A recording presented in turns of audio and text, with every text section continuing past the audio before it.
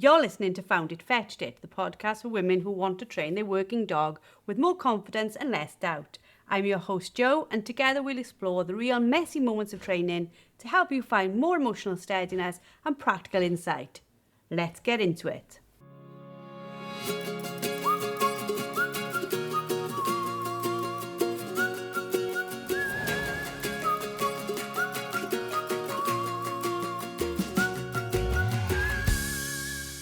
Hello and welcome to the last Found It, Fetched It of 2025. We are going to be going into a new year soon, but we want to finish this year by talking about something we covered a while ago, and I mean years ago, and we want to do an updated version. So joining me for today's working dog age race, I've got with me the lovely LWDG group expert Claire Denia and also the lovely LWDG group expert Jemma Martin. How are we today, ladies? Hi, Jo. Yeah, thank you. Yeah, good, thanks. Okay, let's talk about this. And I know it's an odd way to round up a year, but I think it's an important because something that all of us have mentioned multiple times that we are seeing, and it is accelerating the amount of times we've seen it, is this rush for everything to be done with our dogs before they're even born. So let's talk firstly about physical growth. Physical growth takes longer than we are admitting to ourselves, doesn't it? Yeah, so I think realistically, our dogs aren't fully developed until at least 2 years old, and we're talking about muscling up and growing all the bits and pieces they need to be fully grown. Obviously, it's going to change between breeds, and smaller breeds will develop a bit quicker than bigger breeds, but I wouldn't want to be doing any serious work from a dog until they're at least 2 and fully developed. Yeah, I'm with you on that one. And it is something we're seeing more and more, is people that are asking the question, when can I take my dog out on a shoot? When can I do this? And wanting to rush through the foundations of the training to get to all the really cool, really advanced stuff, which obviously you can see the fascination with that and why people want to get to that. But it's remembering that a young dog under 2 is still developing, like Jem said, physically, but also mentally. Their little growth plates are not yet fully formed, so they are vulnerable to injury. And I think also you see a lot of on social media of trainers with very young dogs that are out doing working tests and trialing, and these dogs look impeccable. And so everyone's like, oh, my dog should be doing that. And it's just understanding what's going on for that dog during that time of development and the hormone changes, the physical changes, the personality changes, which goes with the hormones, and allowing the dog to actually become who it is before you put too much pressure on the dog in terms of training. Yeah, and I think with that, we've also got to look at longevity of our dogs. So it's all well and good that you could take your 15-month-old out beating or picking up or whatever you're doing with your dog, and it might do it perfectly fine. But what damage are you doing to its joints by doing jumps over fences or, whatever it's doing? And is that going to then affect it when it gets to 6 years old and starts getting arthritis in its joints? And you're diminishing the length of that working dog's working life because you've got it out a little bit too early. And people aren't aware of the fact that they are shortening working life, are they? They literally think, oh, it's not going to make much damage. But if we look at something people understand far quicker, like a thoroughbred horse, they come out young, they end young. It's the same for our dogs. Yeah, it is. And I think the thing is, if you look at the majority of the dogs that we're working with or the ladies on the membership that we are advising and helping, for the majority of these people, their dogs are first and foremost their pet, part of the family, as well as being a working gun dog. But you add to that, like, most people will only have X amount of dogs able to live within the home with them. So they're not got a kennel through of dogs so that they can be like, well, I'm picking up on 3 shoots or my dog's beating, but I've actually got 3 or 4 working dogs. So I can work those 2 on that day and those 2 on that day.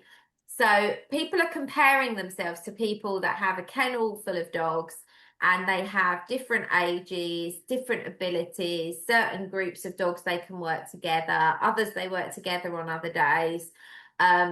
Whereas if you've only got one or let's say two dogs, or like even my household at the moment, I've got three. I've got a retired gun dog, I've got a working gun dog, and I've got a gun dog in training. And so for me, I've actually only got one dog that really at the moment is capable of working a full day, recovering, working another full day. But if I was picking up on 5 different shoots, I wouldn't expect her to work 5 days of the week back to back without those breaks. So you've got to look at the whole picture, the whole thing of what's going on, and not compare yourself to the people that have the kennels of dogs so they can, well, that dog's got an injury, he can rest for a couple of weeks, and I've got this one to work.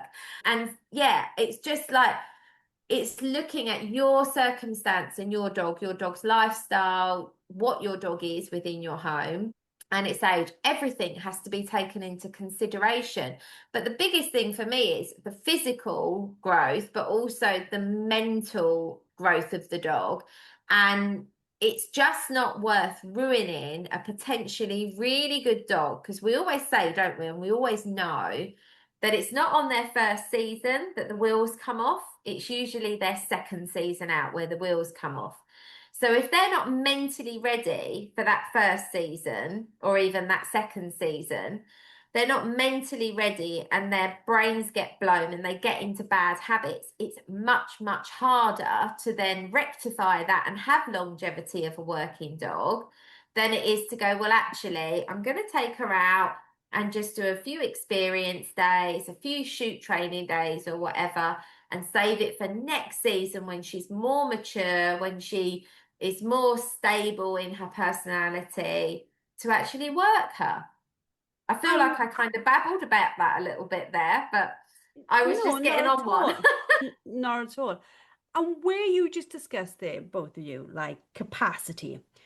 If you are wanting them out young, with the full belief and understanding you are retiring them young and they're probably going home, they're going on to another home, right? There are people, and there's nothing wrong with it. I know my dad did it, loads of people do it. They compete and they want competition dogs at a certain age in front of them. I have no issue with that. But for most of us, the dogs are our pets to a point. The whole thought of turning around to them at 5 and going, I can't work you now. I'm going to let somebody else have you when I go find your replacement. We as humans can't cope with that on the most part, can we? Like Yeah. if I said to you, to you, Claire, right, your Rose is getting to the point where she's going to be needing to be retiring, and you're needing to bring in another two. Where are you, no, where are you sending her off to? Who are you rehoming her with? You'd be like, that's never happening. I've been mortified. Yeah, and I can understand that. But if we try to act like, I hate to call them the big boys because there's big boys and girls. If we try to act like the big boys and girls who are competing, we have to understand what that means for what will happen to our dogs as we get further down this line, don't we? Yeah, exactly. With regards to us talking there about moving them on, their ages, adolescence, adolescence for our dogs as well is one of these things that massively affects how they behave. It's a phase, isn't it? Not a failure. But when we hit adolescence, like I've got Monkey Boy, Arthur, at 8 months old, I'm looking at him and thinking, oh, why did I do this? I'm prepared for it, but it doesn't make it any easier, does it? No, and it can be a real shock to a lot of owners as well, especially if they've had a relatively easy ride for like the first 6 months of the dog's life or 7 months of the dog's life.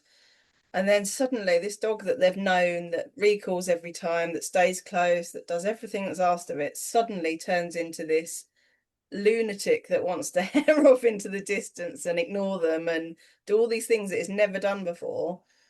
It can be a massive shock, and it can suddenly feel like, oh my God, I've got this wrong. I've failed. Something's gone horribly wrong. And we see so many people with their dogs going, I don't know. I think it's gone wrong and I can't fix it. It's too late. It's done it. And I think a lot of that is because we start to get complacent with our dog's behavior and we don't keep as consistent as maybe we did when they were puppies, and things start to slip, and then those little things become big things. And when you're not expecting that to happen, they can go wrong really, really quickly. Yeah, I agree. And also like the adolescent phase is at such different times for different dogs. So especially the bigger breeds, some of them seem to go through their adolescence later. So I've got a gorgeous dog training with me, absolutely gorgeous, fabulous, talented little Labrador she is. And she was super, super easy until she hit her second season and her 2 year point, which kind of coincided with each other. 2 years of age and her second season. And everything, not everything, but a lot of things have started to kind of creep in that weren't there before. For the first time ever, she's ran in. For the first time ever, she's done this. There's all these things where she was like super perfect for the first year of her life, and beyond that, hit her second season and turned 2. And the handler is literally like, oh my goodness, my dog's just hit adolescence at 2. And I'm like, yeah. And actually, with boy Labradors, you see that more. The boys seem to go through their adolescence a little bit later, whereas the girls usually it is around a year of age, anywhere between 6 months and 18 months. So it's a little bit later for this girl. But if you think if she had been in a rush to get her out doing stuff, she could have potentially had her out last season and then hit this adolescence, and everything could have just like fallen apart at the seams. But because the handler is taking her time with the training and taking her time, and she's just started coming out now to experience what a shoot day is with no pressure to actually work, the handler will come through this okay, and that's the thing, where there's no pressure to rush. What I think most people don't understand when they look at adolescence and they look at hormones is like you can have a young dog that becomes overconfident or underconfident. You can have one that becomes more steady, less steady. Like you don't know what the change of hormones are going to do day in, day out. It keeps on changing for them, like it changed for us as teenagers. Yeah, 100%. It does really change. And you don't know what you're going to get. There's no way of knowing. And just because you've had that breed for years, like every single one of my female Labradors has had a different kind of adolescence at a different point as well. I've only had one boy, but yeah, he took ages to mature. I don't think he matured until he was about 4, in all honesty, But with the girls, like even though they're all female Labradors, each one of them, that adolescent process was very unique, and how they handled their first shoot days has been very, very unique. And how they've handled everything in life has been very, very unique. And this is where you can't just go, well, this is what I did with that dog, so this is what I'm going to do with this dog. It doesn't really work like that. But I just always feel like social media has such a big part to play in why people push their dogs and why they're in a rush. And I think it's why all of us are so honest in our training and share the highs and the lows. And because we want people to see it's not all glossy, not all glossy magazine type stuff. We could make anything look like a glossy magazine if we wanted to. But where's the reality in that? And the bottom line is I do actually think that sometimes you get really lucky and you get a super easy dog who you just drift through that process with. But if you get more than one of them, you're super lucky, like really lucky. We have to work with as well, and I think we see this in our group a lot, and people, wherever they are with whatever working dog, their mental like physique is not associated with their mental maturity, is there? Because like me and you were just talking about this, Claire, quickly before we started this call. Arthur was always tall and always scrawny, but now his head is starting to widen and he's starting to look more like an adult dog, and everybody around him is still treating him like an adult dog. And I'm like, can you please all remember this is still a total baby? And I almost constantly have to fight his corner. And I think if you're not an owner that knows or it's the first dog you've had, and you're not really aware of the fact that what you're seeing isn't what you've got, you can do a lot of damage, can't you? Yeah. Yeah, and we work with like quite a few Spinonis, which are quite large dogs. So by the time they're sort of 8 months old, they are huge, and it's really, really easy to forget to remember even that they're still really young and they're going through all this adolescent stuff. But you look at the dog and you go, well, you should really be acting a bit different by now. But they're just huge babies. And I'm not saying we should let them get away with things just because they're babies, but it's important to remember sort of the mental capabilities of a dog that age and set realistic goals to work on things like that. I think the reality is you've got to, without humanizing the dog, without going down that route, you've got to, in your head, when you're thinking about your dog's behavior and you're thinking about the things your dog does, you've got to remember your dog's mentality really is similar to a toddler, for better word of it. You know, even an adult dog isn't the mentality of an adult human, because dogs literally, if you think about it, they're a predator. So they don't think logically like we do about consequences, good or bad. They don't think about what are the risks of doing this and that. They just live in the moment, do the thing. They're especially with a working gun dog breed, they are driven by their breed instincts. They have high prey drive. So they don't think in the same terms that we do. But I think it's much easier if you look at a young dog and you just think you're actually a toddler and I need to be a very good parent to you and guide you through life. And I think if you think like, rather than expecting the dog just to know how to navigate a human world, and people do that all the time, like even in our puppy foundation classes, people will always say, and they've only had the dog a month and it's like 3 months old, and they're like, well, how do I stop him doing this? He's doing this. And I'm like, he's just a baby and you need to guide him through, teach him through. But I always say, like, what do you want him to do? And what management strategies can you put in place to stop him repeating the behavior you don't want? But how do you educate him in how you want him to behave? He has to learn, and they all have to learn.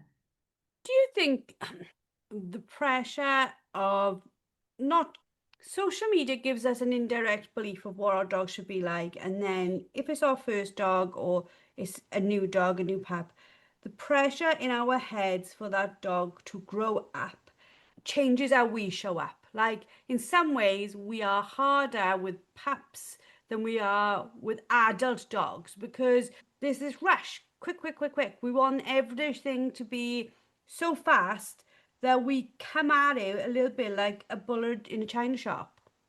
Yeah, I think, yes, I think to a degree for sure.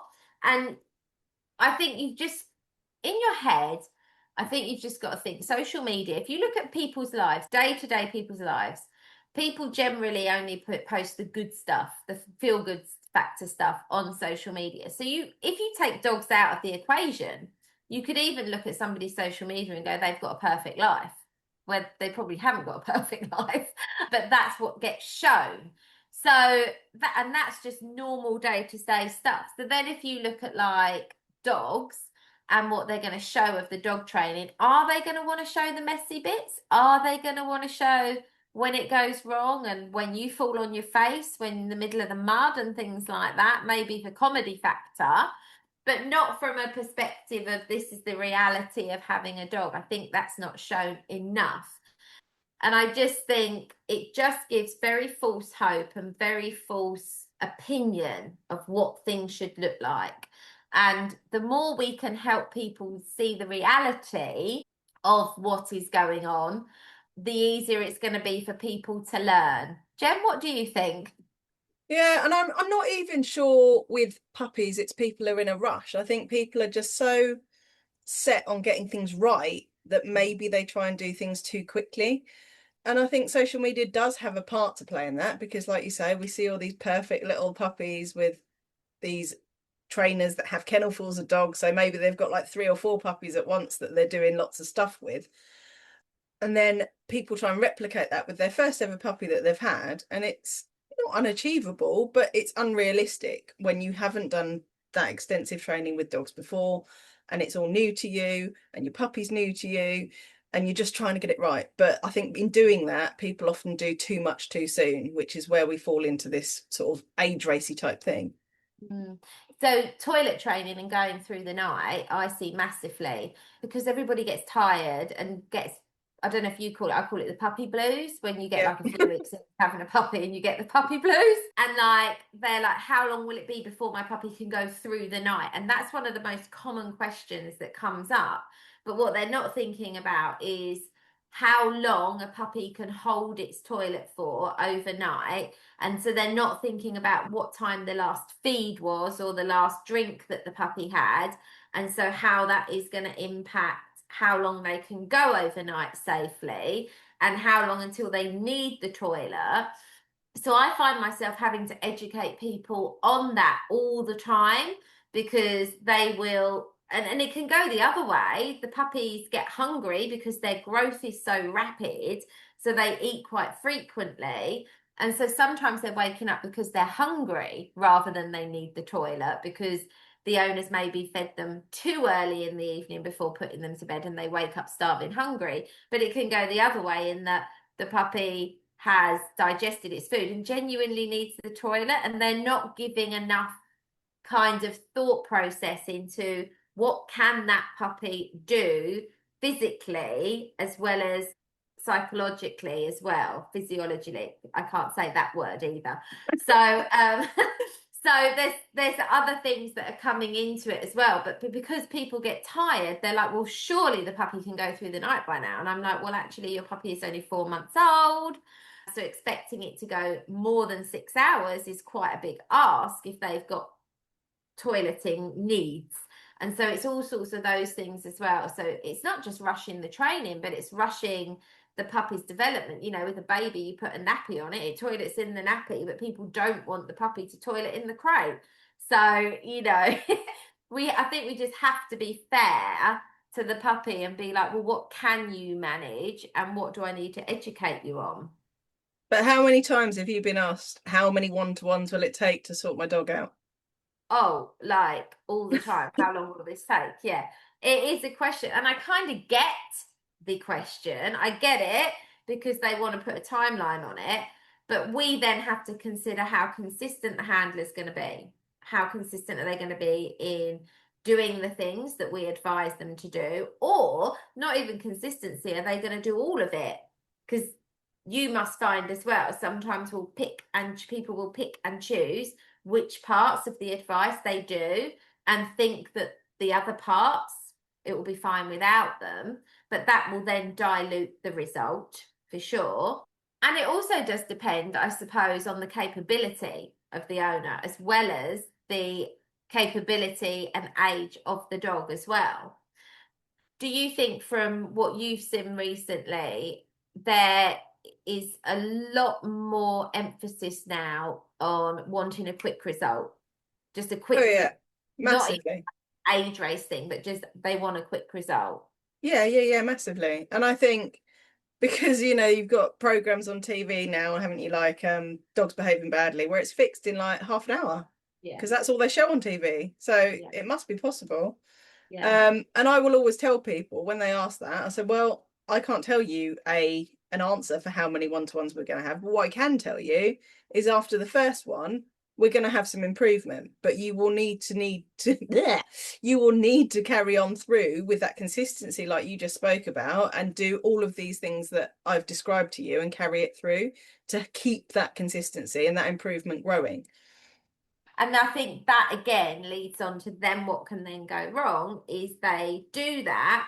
And I had this conversation with a client today. They do that. Maybe they are consistent and they do the training consistently, but then they see the improvement. So they then back off and then they start to see holes in it because they haven't followed through or because they've stopped too quickly. And so it's all of those things put together, isn't it? So it's like, the consistency in training the thing, but then once they get that, remembering how long it actually takes the dog to form new habits. That's where I was trying to get to with it. Form new habits.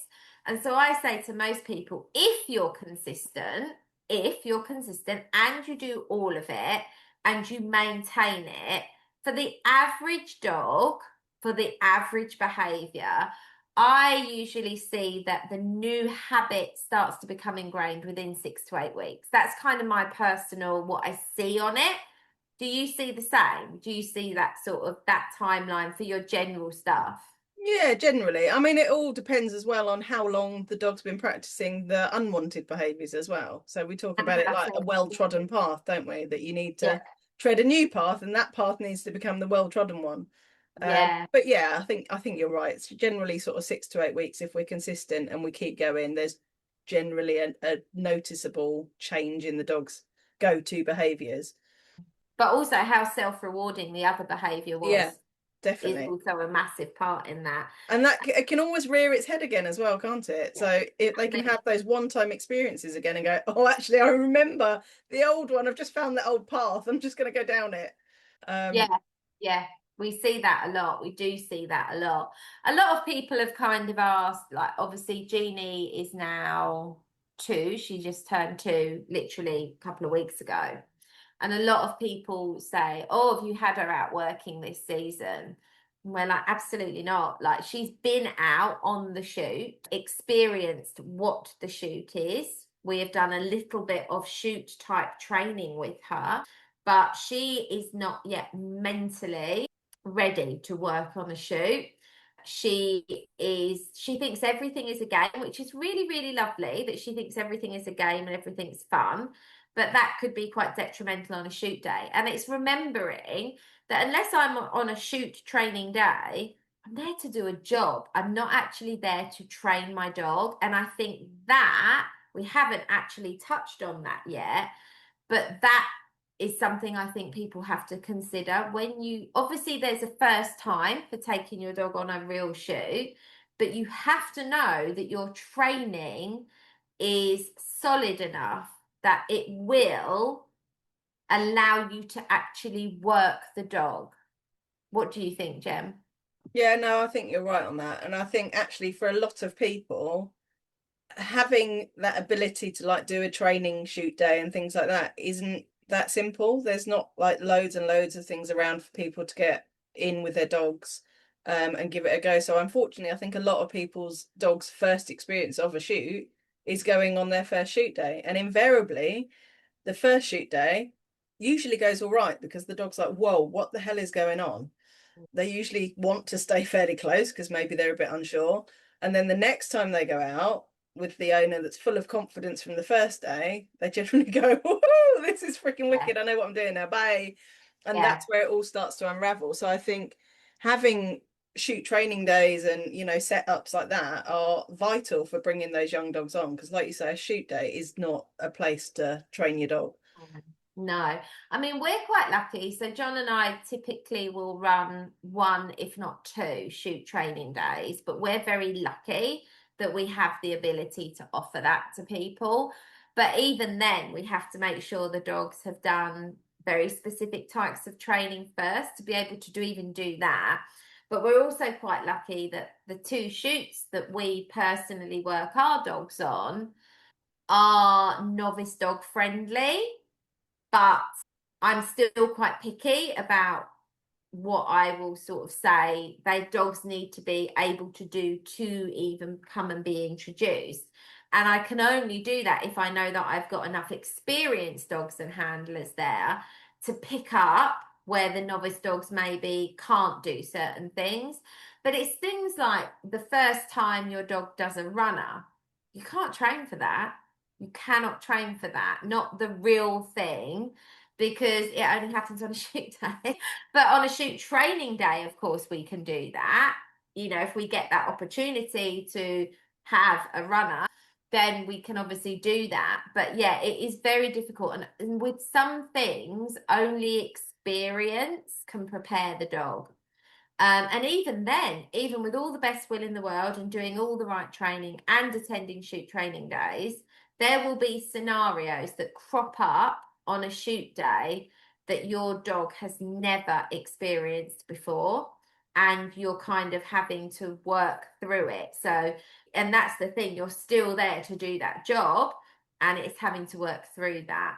A good example of this was Rose a few weekends ago on one of the shoots we pick up on. Genuinely, I have never been in that position before, where literally I had 4 runners in front of me, like literally, and I was like, wow, okay, we've never had 4, I've had 2 but never had 4 right in front of me before, and had to negotiate my way through that situation with the dog, and it was messy. But I then came away from that and was like, okay, I need to do some very specific training where I recreate scenarios. But even recreating them scenarios is incredibly difficult.